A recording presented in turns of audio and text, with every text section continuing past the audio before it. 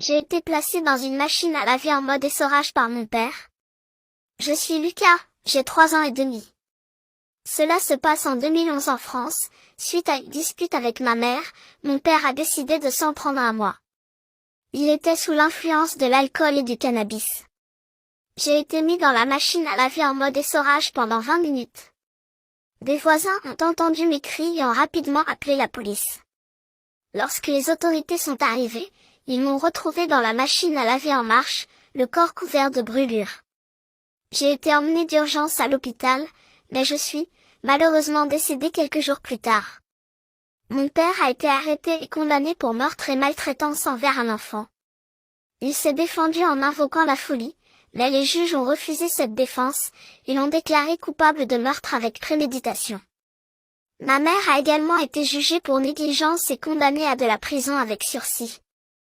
L'affaire a choqué la France et a suscité un débat national sur la protection de l'enfance. De nombreux Français ont appelé à des mesures plus strictes pour protéger les enfants contre les abus et la maltraitance. Abonne-toi pour en connaître plus sur les histoires de ce monde. Je suis la première femme du monde à avoir eu un enfant avec un cadavre. J'ai été arrêtée à l'âge de 26 ans, après que des tests ADN ont révélé que mon nouveau-né était le résultat d'une relation avec un homme dont j'étais censée faire l'autopsie. Je suis Jennifer Burrows, une travailleuse de la morgue qui a réalisé l'impossible. Et mon enfant ne connaîtra jamais son père. J'aimais vraiment mon travail, tellement que j'ai eu des relations contre nature, avec mes patients qui étaient décédés. Selon les autorités, l'homme était un vétérinaire de 57 ans, alors qu'il conduisait en voiture au Texas, il eut un accident mortel qui mit fin à ses jours, en mars 2015. Ce pauvre homme ne sera jamais au courant de l'existence de son fils. J'ai été confrontée à 158 accusations pour avoir passé du bon temps avec 60 cadavres d'hommes, âgés entre 17 et 71 ans, au cours des 2 dernières années, avant mon arrestation. La police a ouvert une enquête sur ces affaires en octobre, après avoir été informée que je pourrais avoir commis des abus sexuels sur des cadavres. Mais il n'existait aucune loi, régissant ou interdisant ces pratiques, lorsque j'ai commis ces actes immoraux. Je suis mort à 3 ans sous les bombes et les explosions. Je suis Alan Kurdi, et voici mon histoire. Je suis né en Syrie en 2012. Ma famille et moi avons vécu dans ce pays déchiré par la guerre pendant quelques années. Mes souvenirs se résument au bruit des tirs et des explosions. En 2015, à l'âge de 3 ans, la guerre s'est intensifiée. Mes parents ont pris la difficile décision de quitter notre pays.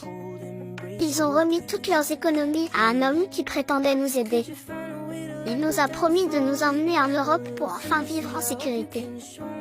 Le 2 septembre, ma famille et moi avons embarqué sur un petit navire. Le voyage devait durer plusieurs jours et j'étais terrifiée.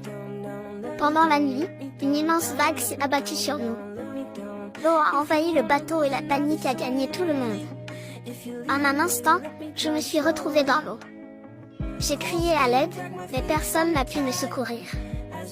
Ma mère, mon frère et moi avons péri noyés. Mon père n'a pas pu nous sauver. Le lendemain matin, nos corps sans vie ont été retrouvés sur une plage, en Turquie. Une photo de moi a été prise, puis diffusée dans le monde entier, suscitant une profonde émotion et une vive réaction. Ma mort a attiré l'attention sur la crise des réfugiés syriens. J'aurais espéré que cela inciterait les gouvernements à collaborer pour trouver une solution à cette crise humanitaire. Malheureusement, cela ne semble pas avoir été le cas. Ma mort a été tragique, mais je ne suis pas le seul enfant à avoir perdu la vie en fuyant la guerre en Syrie. J'aurais aimé avoir la possibilité de grandir et de vivre en paix, mais la guerre et la violence m'ont enlevé la vie bien trop tôt. Abonne-toi pour en savoir plus sur les histoires de ce monde. On m'a tiré une balle dans la tête. Je suis XXX Tentation, et voici mon histoire. Je suis né le 23 janvier 1998 en Floride.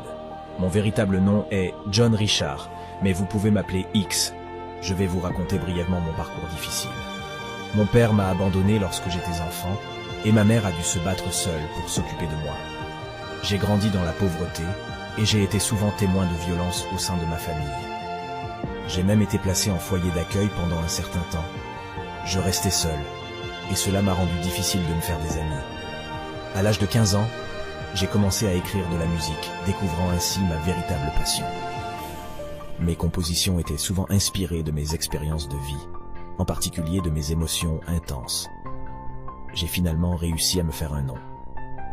En 2017, grâce à l'album 17, j'ai connu un succès incroyable et je me suis rapidement fait un nom dans le monde musical. Cependant, ma vie n'a pas été remplie que de réussite. J'ai passé plusieurs fois par la case prison. Malgré cela, j'ai travaillé dur pour me remettre sur le droit chemin.